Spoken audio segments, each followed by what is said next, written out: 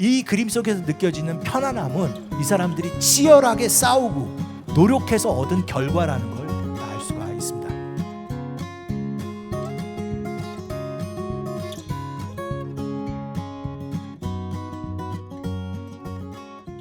풍경화가 제가 이제 미술을 공부하는 저의 입장에서 놓고 보면 가장 반전이 많은 미술 장르인 것 같아요. 읽을 게 굉장히 많습니다. 굉장히 흥미로운 주제의 미술 장르라고 저는 생각을 하고요. 이 그림은 조르조네라는 작가가 그린 그림입니다. 내용이 뭔지 알 수가 없습니다. 한 남성은 옷을 입고 있고요. 여성은 옷을 벗고 있는 상태로 아이에게 젖을 먹이고 있습니다. 옷을 입었다면은 조금 성모 마리아 같은 도상인데 누드이기 때문에 알쏭달쏭해요. 한 가지 중요한 거는 이 그림의 제목이 폭풍우예요. 템페스트. 배경을 한번 보시죠.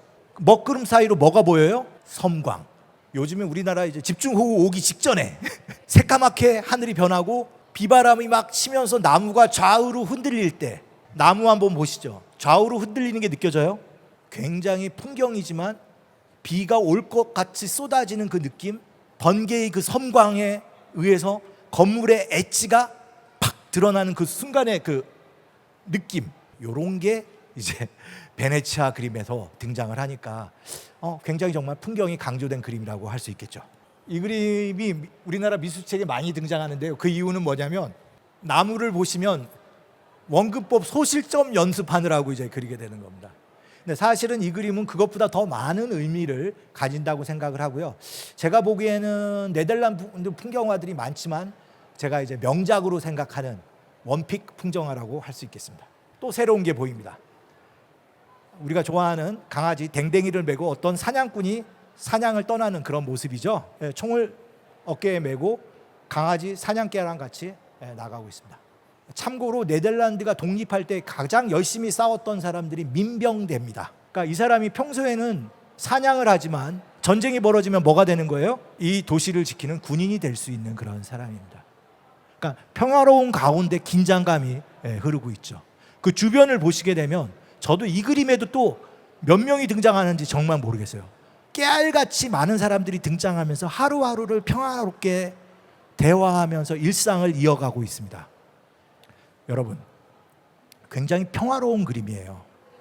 그리고 이 땅은 누가 만든 거예요? 네덜란드 사람들이 만들었어요. 힘들게 만든 땅에 뭐가 온 거예요? 평화가 온 거죠. 이 그림 속에서 느껴지는 편안함은 이 사람들이 치열하게 싸우고 노력해서 얻은 결과라는 걸 알 수가 있습니다. 사방에서 사람들이 스몰톡이라고 할까요? 그냥 이런저런 이야기를 하고 있고, 또 어떤 사람은 묘목을 가꾸면서 이 묘목을 키워서 가로수로 또 국토를 관리하기 위해서 또 나아가는 그런 모습들이 아주 평화롭게 이어지는 그런 그림이라고 할 수 있겠죠. 조선 전기에는 어떤 그림이에요?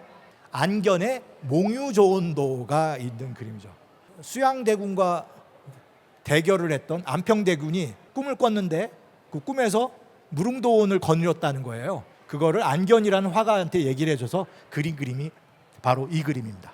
이 그림이 그려질 때가 한글이 만들어질 때예요. 한국 문화가 굉장히 발전하던 그런 시기에 그려졌는데요.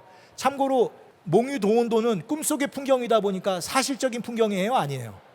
전혀 그렇지 않습니다. 사실은 중국에서 유행하던 풍경화 화풍, 소위 정확하게 말씀드리면 곽키파 화풍을 가져와서 한국식으로 업그레이드한 그런 그림인데요. 중요한 거는 한국의 산수가 아니라 관념산수로 그렸는데 이게 300년 지나니까 뭐가 된 거예요?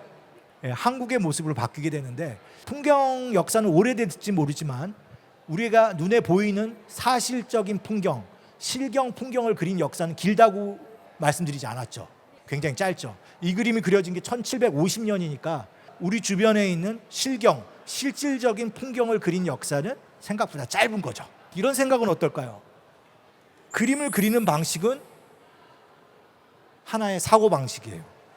그러니까 조선 전기의 풍경을 그리는 방식과 300년 후에 풍경을 그리는 방식은 완전히 바뀌어 있어서 사고방식의 대전환이 벌어졌다는 것을 우리가 그림을 통해서 얻을 수가 있습니다.